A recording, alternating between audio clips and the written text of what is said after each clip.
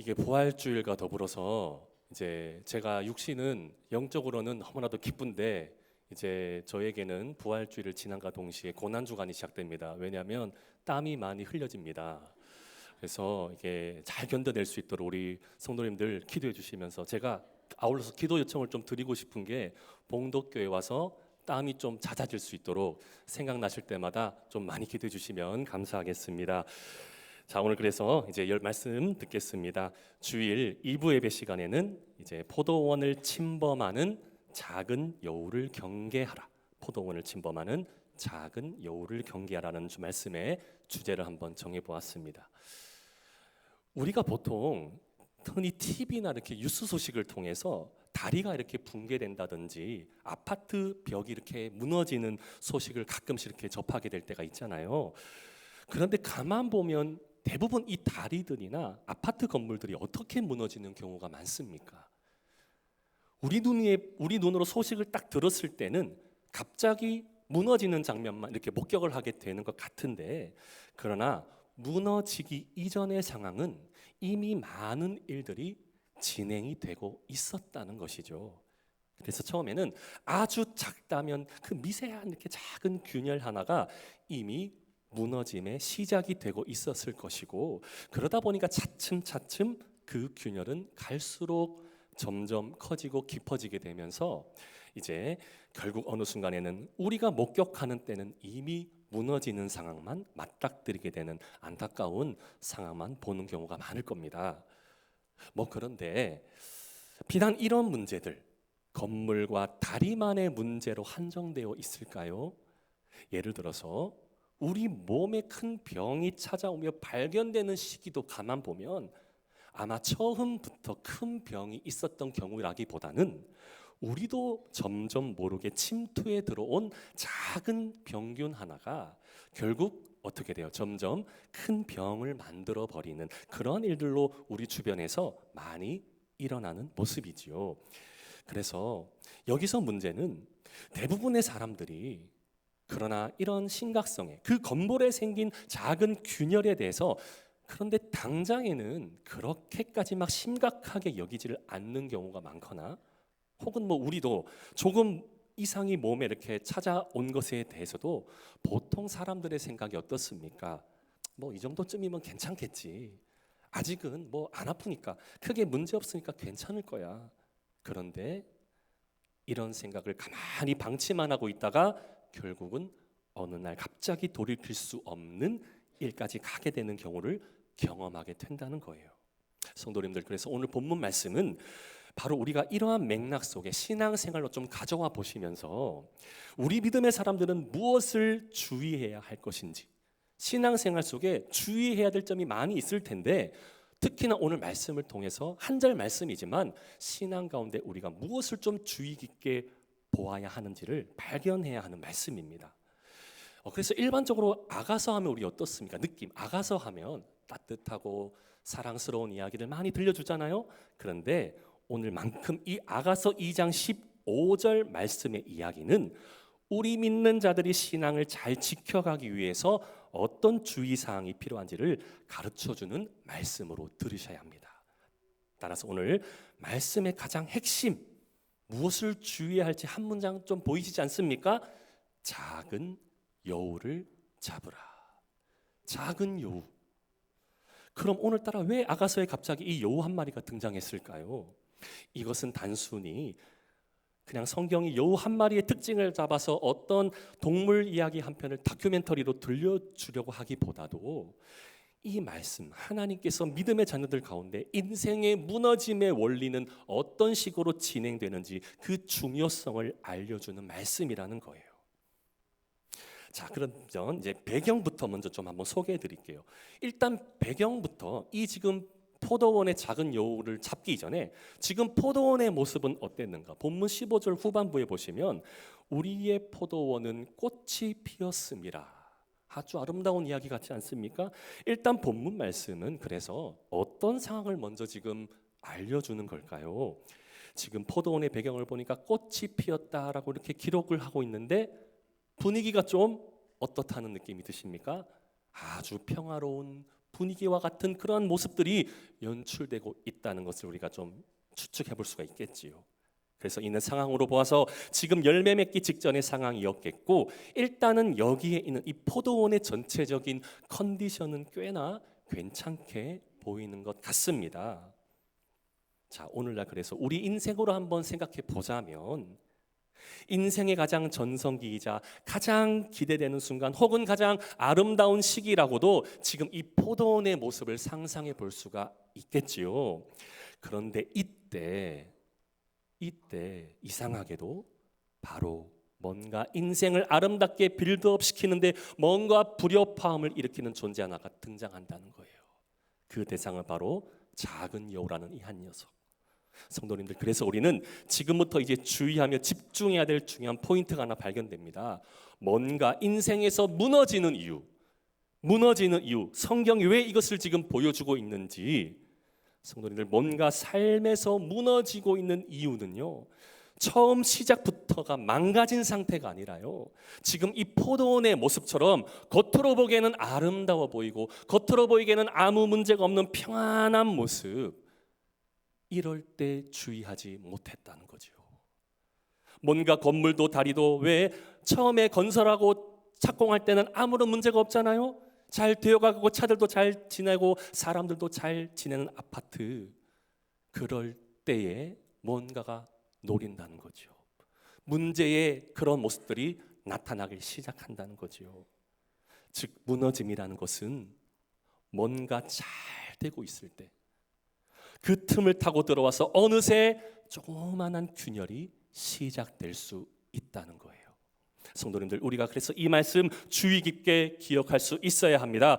우리가 생각하는 바로는 인생의 어려움은 우리가 느끼기에, 특히나 내 스스로의 상황이 힘들 때에 가장 많이 무너지는 것 같은데요, 그러나 실제로 이런 일이 일어나고 있었다는 겁니다.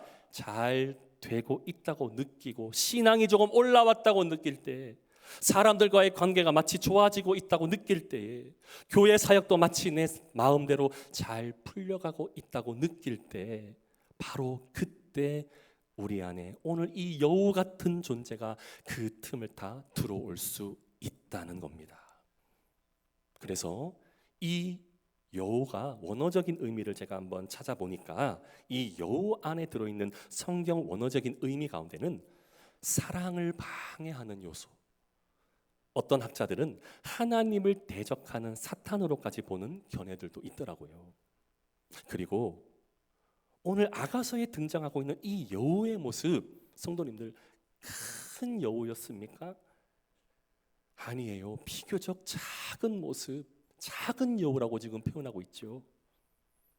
오늘날 우리 신앙을 무너뜨리는 원인도, 그래서 우리가 조금 더 성경을 볼 때에 그 원인들의 문제는 큰 것보다도 작은 것들, 작은 게으름일 수도 있고요, 작은 타협일 수도 있고요, 작은 죄와 작은 무관심과 작은 감정들일 수가 있다는 거예요. 결국 이게 점점 쌓이면 전체를 무너뜨리는 아주 큰 힘을 발휘한다는 것을 성경은 경고해 주는 겁니다. 이런 측면에서 오늘날 우리의 신앙을 공격하는 사탄의 모습도 같은 맥락입니다. 우리를 한 번에 무너뜨릴 수도 있겠지만, 그러나 조금씩 하나둘씩 그렇게 우리를 무너지게 한다는 것을 기억하셔야 해요. 어떤 신학자 C.S. 루이스가 했던 말 중에 이런 말이 있습니다. 가장 안전한 지옥으로 가는 길은 급격한 변화가 아니라 조용하고 점진적인 타협이다. 얼마나 무서운 말입니까? 우리 눈에 잘 보였으면 좋겠는데 그 문제들은 잘 보여지지 않는 작은 것들. 저도 방금 전 이 신학자의 말에 매우 공감합니다. 그리고 성경을 찾아보니까 야고보서 3장 5절 말씀에도 이런 비슷한 경고의 말씀이 하나 보이더라고요. 그래서 제가 한번 이 말씀 읽어드립니다. 야고보서 3장 5절에 이와 같이 혀도 작은 지체로 돼 큰 것을 자랑하도다. 보라, 얼마나 작은 불이 얼마나 많은 나무를 태우는가. 맞습니다. 큰 것도 큰 사이즈대로 그에 마땅한 힘과 능력이 있겠지만, 그러나 작은 것이 모이게 되어서 그 작은 문제들 결국은 큰 힘으로 충분히 발휘될 수 있다는 것. 성도님들 기억해 보세요. 우리가 왜 작년 2025년도쯤에 안동과 청송 지역에 큰 산불이 났을 때 기억하시죠? 그 산불을 기억해 보면 실감이 나실 텐데 그때 원인이 무엇입니까? 작은 담배 꽁초 하나가 결국은 몇 주간 그렇게 많은 산들을 둘러싸서 큰 불로 만들어냈다는 것을 기억한다면 신앙의 문제도 바로 이와 같이 사단 마귀는 우리를 이러한 비슷한 전력으로 충분히 공격해 올 수 있다는 것을 기억하시기를 바랍니다. 사랑하는 성도님들, 오늘 그래서 이 아가서 2장 15절 말씀, 성도님들 평소에 우리가 병원에 건강검진하면서 우리 몸에 문제가 없는지 병원을 다니기도 하는데 육신의 몸도 우리가 건강하게 관리해야 하는 반면 우리의 영적인 건강 진단도 받아봐야 되지 않겠습니까? 우리의 영적인 건강함도 오늘 이 시간 이 예배를 통해서 하나님 앞에 그리고 말씀 안에서 건강 검진 받는 시간이 되시기를 바랍니다. 그래서 작은 여우와 같은 내 안에 균열된 영적인 문제가 발견되는 것이 은혜, 그리고 발견됨과 동시에 말씀으로 진료받아서 하나님 앞에 이 작은 문제가 해결되는 은혜의 역사가 일어날 수 있기를 주님의 이름으로 축복합니다. 말씀으로 계속 들어가 볼게요. 그럼 이 포도원을 지금 침범한 이 작은 여우 한 마리는 어떠한 식으로 문제를 헤집고 다니는지 좀 구체적으로 좀 살펴봤으면 좋겠습니다. 지금 이 포도원을 노리는 이 한 여우가 그냥 포도원 안에 탐스럽게 열린 포도송이 열매를 몇 개 정도 따먹는 것에 그치지 않는 것 같습니다. 우리가 보기에는 포도가 열리고 뭔가 이렇게 탐스럽게 익으면 열매를 따먹고 싶은 마음이 사실 뭐 좀 크지 않겠습니까? 그런데 본문에 지금 포도원을 허는 이라는 지금 표현이 보이시죠? 포도원을 허는.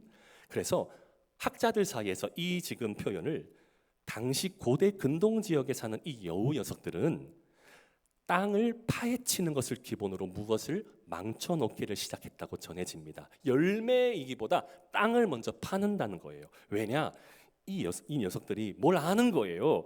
그냥 나무 열매보다도 땅속 자체에 있는 영양분을 공급해주는 그 뿌리를 마구잡이로 파면서 건드는 버릇들을 가지고 있다라고 말을 합니다. 그렇기 때문에 이 여우가 지금 공격하는 방식은 포도나무 뿌리를 이미 많이 파헤쳐 놓았기 때문에 주요 영양분이란 영양분은 이미 속에서 다 파괴시켰다고 보시면 좋을 것 같습니다. 그러니 포도원의 모습은 어떨까요? 겉으로 봐서는 아무 문제가 없어 보이겠죠? 왜냐? 열매 자체는 안 건드렸으니까. 그런데 이 여우들이 뿌리를 중심으로 주요 타격으로 삼았으니 겉으로 보기에는 잎도 있고 줄기도 있고 멀쩡한 모습처럼 보여질 수도 있습니다. 그런데 정말로 땅을 파고 뿌리를 다 파헤쳐 버렸으니 어떤 모습이 진짜 심각한 겁니까? 이미 포도원은 실질적인 영양분을 공급해내고 있는 땅속 안에서는 이미 죽어가고 있는 상태. 겉으로 보기에 망가진 것들이 중요한 게 아니라 속에서 얼만큼의 뭔가 썩어져 가는 것을 발견하지 못하는 상태가 진짜 포도원에 나타나는 심각한 문제라는 거예요. 그런데 어떻습니까? 겉으로 문제가 없게 느껴지니 문제처럼 보일까요? 그냥 괜찮다고 보여질 뿐인 겁니다. 성도님들, 오늘날 우리들의 신앙의 모습 어떻습니까? 예배는 주일날 안 빠지고 잘 드립니다. 봉사도 나름 성실히 잘 하는 것 같습니다. 거기다가 뭐 교우 관계조차도 문제는 크게 없어 보이기도 합니다. 이런 체크리스트만 만족하면 사실 신앙생활 나는 그래도 어느 정도만큼은 잘하고 있다고 느껴질 수도 있습니다. 그런데 정작 무서운 것이 무엇이냐? 겉모습과 생활에는 문제가 없는 것 같은데 내면의 신앙은 내가 어떻게 하나님 앞에 나아가고 있을까? 그렇게 내 내면의 신앙에 어떤 영적인 공격이 내 심령을 향해 침투해 들어오고 있는지 확인이 되질 못하면 마치 이러한 모습이 지금 아가서에 나오는 포도원의 뿌리가 무너지고 있는 경우, 이러한 모습처럼 발견하지 못하는 경우와 같다는 맥락이라는 것입니다. 이쯤에서 삼손의 이야기 한번 잠깐 왔다가 볼게요. 삼손의 모습 한번 생각해 보세요. 전 세계에서 삼손만치 힘센 사람 봤습니까? 여우를요 몇 마리를 물리친 줄 알아요? 여우 300마리. 예, 그게 제 말이 아니고 성경이 나와요. 예, 제 말이면 뻥을 치면 안 되잖아요. 예, 여우 300마리 삼손이 잡았는데 진 목사가 뻥치는 거 아니야? 아닙니다. 성경에 나옵니다. 그리고 그 여우를 꼬리와 꼬리를 물고 물려서 다 이렇게 꼬아서 한꺼번에 다 휩쓸어 버렸어요. 거기다 삼손은 사람 30명은 기본, 사자나 이리와 같은 경우는 턱을 다 부러뜨려서 이길 수 있는 힘을 가지고 있던 게 삼손. 그런데 이 사람 나중에 어떻게 되었는지 다 아시죠? 자신이 사랑했던 블레셋 여인 들릴라에게 지금 자신의 힘이 어디로부터 공급되는지 이 중요한 국가 기밀과 같은 첩보를 누설하면 절대로 안 되었었는데 결국 밝혀지게 되죠. 성도님들, 삼손의 힘이 어디에 있었습니까? 바로 머리털. 네, 머리털에 있었습니다. 사실 이 머리털보다, 그런데 본질적으로 따져봅시다. 좀 깊게. 삼손의 힘의 근원은 어디서 공급되고 있었습니까? 제 말로 또 증거하면 안 되겠죠? 사사기 14장 6절 말씀 봅시다. 사사기 14장 6절 말씀에 여호와의 영이 삼손에게 강하게 임하니 그가 손에 아무것도 없이 그 사자를 염소 새끼를 찢는 것 같이 찢었으나 그는 자기가 행할 일을 부모에게 알리지 아니하였더라. 물론 하나님께서 삼손 부모에게 처음에 머리털에 삭도를 대지 말라고 하셨거든요. 그렇기 때문에 머리털에 삭도를 대지 않는 것보다 더 중요한 것, 하나님 말씀 지키며 살아가야 한다는 뜻인 그러한 이야기였겠지요. 그런데 삼손이 이제 들릴라에게 자신의 힘의 근원을 발설한 후에 일어난 일, 어떻게 벌어지고 말까요? 사사기 16장 19절에서 20절 말씀 보시면 이렇게 기록합니다. 들릴라가 삼손에게 자기 무릇을 베고 자기하고 사람을 불러 그의 머리털 7가닥을 밀고 괴롭게 하여 본즉 힘이 없어졌더라. 들릴라가 이르되 삼손이여 블레셋 사람이 당신에게 들이닥쳤나이다 하니 삼손이 잠을 깨며 이르기를 착각하고 있어요. 착각하고 내가 전과 같이 나가서 몸을 떨치리라 하였으나 중요한 말, 여호와께서 이미 자기를 떠나신 줄을 깨닫지 못하였더라. 보세요. 삼손은 지금 순간적으로 너무나 모르는 거예요. 당연히 자신은 힘이 있는 것으로 착각하고 있었다는 것이죠. 그러나 무엇을 모릅니까? 하나님의 말씀을 지키지 못하니 자신의 힘의 근원이 어디서 나오고 있었는지를 모른 채 망각하는 모습. 성도님들, 삼손이 힘이 센 것이 아니라 하나님이 강하시고 위대하신 하나님이심을 기억해야 할 줄을 믿습니다. 그런데 착각하는 거예요. 겉모습만 내가 힘이 있으니까 누구든지 나한테 덤벼봐, 다 할 수 있어. 그런데 착각하고 있는 거예요. 내면의 신앙 속에 하나님이 떠났다는 모습은 삼손은 발견되지를 못하고 있다는 겁니다. 그래서 오늘 말씀을 통해 하나 깨달으셔야 할 것 또 있습니다. 우리 믿는 자들은 힘 자랑하는 것이 위대한 것이 아니라 하나님의 말씀을 단 하나의 말씀이라도 진리로 깨달아 그 말씀이 하나님의 뜻으로 실현되고 지켜가는 신앙이 가장 강력한 능력이요 힘이 되어야 하는 줄을 믿습니다. 하나님의 말씀을 지킬 줄 아는 힘, 교회에서 힘 자랑하는 힘이 아니라 하나님의 말씀이 내 안에 역사하셔서 하나님의 능력이 발휘되는 그 힘,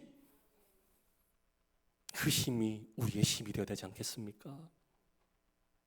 따라서 성도님들, 오늘 이 아가서 이야기가 이런 측면에서 우리에게도 그 심각성을 알려주는 말씀, 우리 겉모습의 신앙이 전혀 이상 없다고 하여서 마치 신앙이 정상적인 작동이 잘 이루어진다고만 생각하면 조금 더 오늘 말씀 앞에 진맥을 잘 짚어보셔야 합니다.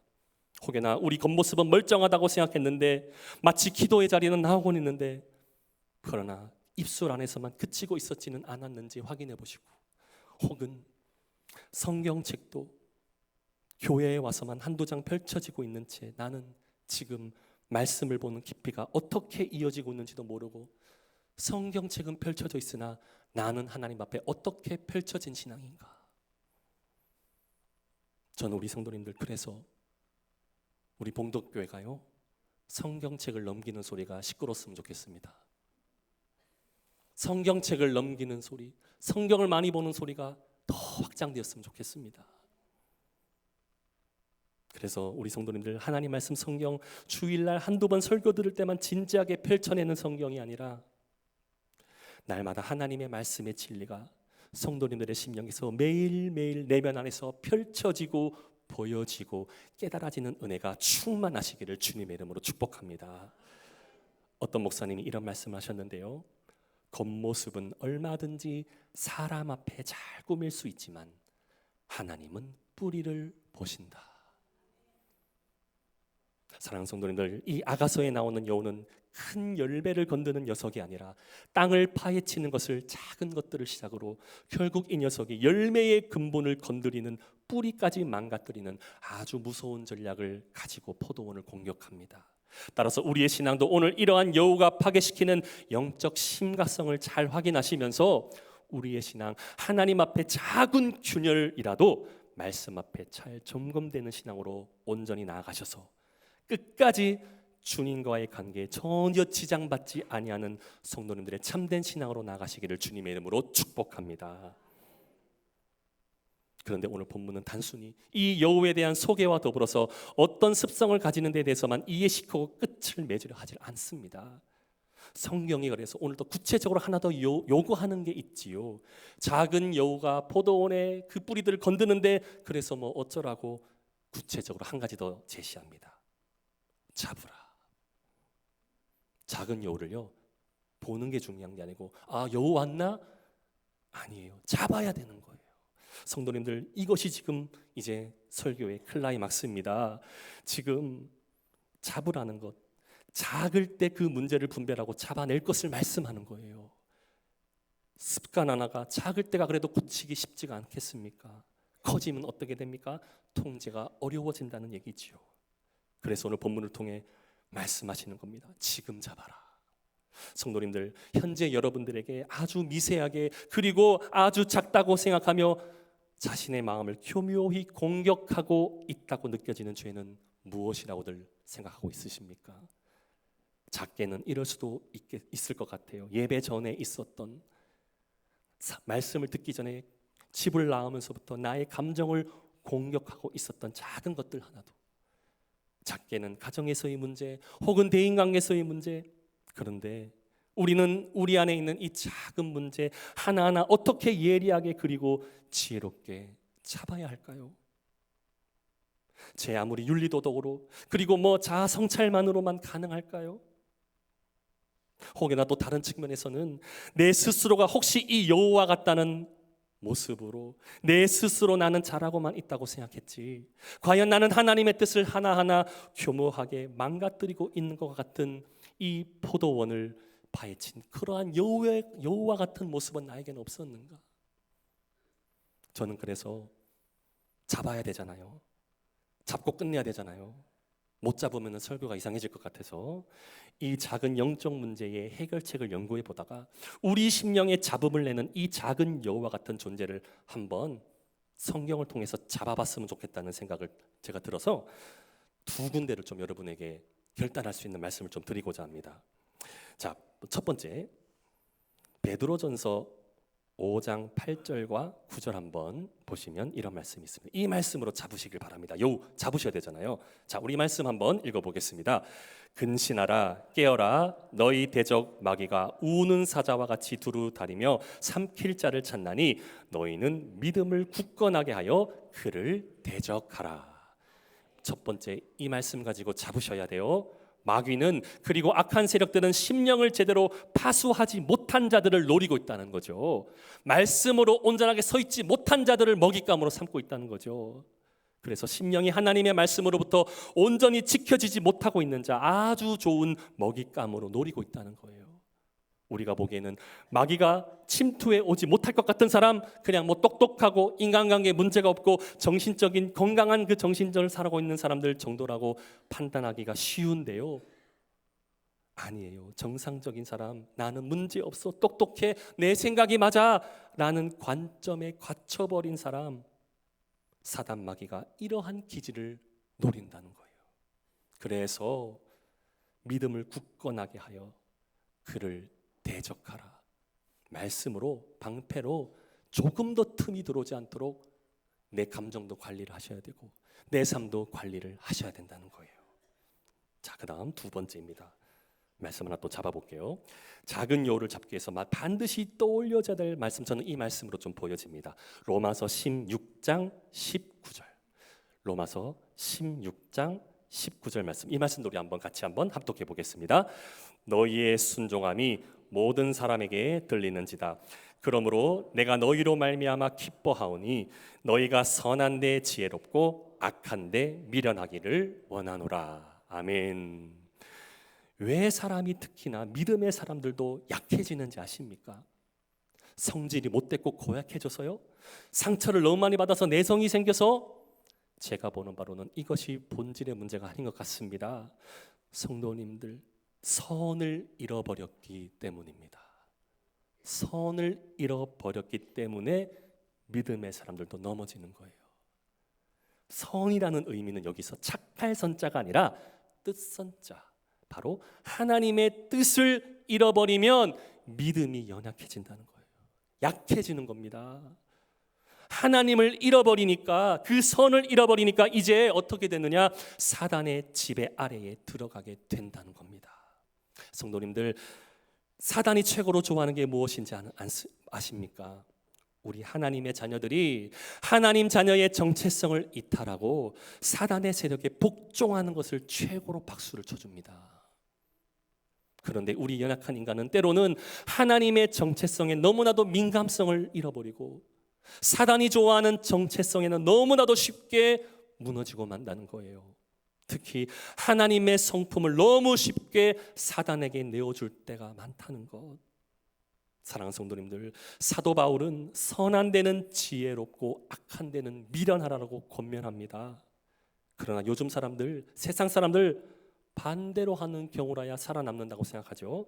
선한 데는 미련하고 악한 데는 지혜로우라. 왜요? 세상 먹고 살기 쉽지 않다. 호락호락하지 않다. 강해져야 한다. 정복해야 된다. 밟고 올라가야 살 수 있다. 이렇게 가치관을 갖고 있기 때문이죠. 그렇기 때문에 이 지금 오늘 작은 여우라는 이 녀석이 이런 식으로 우리를 공격하러 든다는 것을 주의하셔야 된다는 거예요. 말씀 두 가지를 드렸습니다. 작은 여우가 침투해 돌 때 이 두 가지 말씀, 베드로전서 말씀과 로마서 말씀을 무기로 드렸습니다. 성도님들, 넉넉하게 여우를 잡으시기를 바랍니다. 아니, 삼손도 300마리 잡았는데 말씀 있으면 500마리도 못 잡겠습니까? 아닙니까? 저는 오늘 이 작은 여우를 경계하시면서 성도님들, 여우만 경계할 뿐만 아니라 말씀으로 들어오시는 은혜가 더욱더 충만해지기를 주님의 이름으로 축복합니다. 말씀을 맺습니다. 사랑하는 성도님들, 오늘 아가서 말씀 어떻게 들으셨습니까? 뭔가 문제가 생겨서 문제라기보다 때론 그 문제를 미리 대비하지 못해서 문제가 더 커져 있었다는 것을 기억하십시오. 오늘 이 작은 여우는 여러 가지 모습들로 우리를 공격해 오고 있었을지도 모르겠습니다. 어떤 사람에게는 성품을 공격하는 작은 여우, 어떤 사람에게는 삶을 공격하는 작은 여우, 또한 우리 교회 안에도, 우리 가정 안에도, 사업장 안에도 존재하는 작은 여우가 있었을지도 모릅니다. 오늘 이 여우, 포도원의 아름다움을 망치려 드는데 오늘 말씀을 단지 들었다고만 해서 갑자기 이 여우가 사라지지만은 않을 것입니다. 그러나 오늘 우리가 이 말씀을 들었습니다. 이제 이 작은 여우가 침투에 들어올지라도 넉넉하게 대비해서 주의 말씀과 주의 능력으로 넉넉히 대항하시고 승리하실 수 있는 신앙으로 나아가시는 저와 성도님들 모두의 삶이 되시기를 간절히 축원합니다.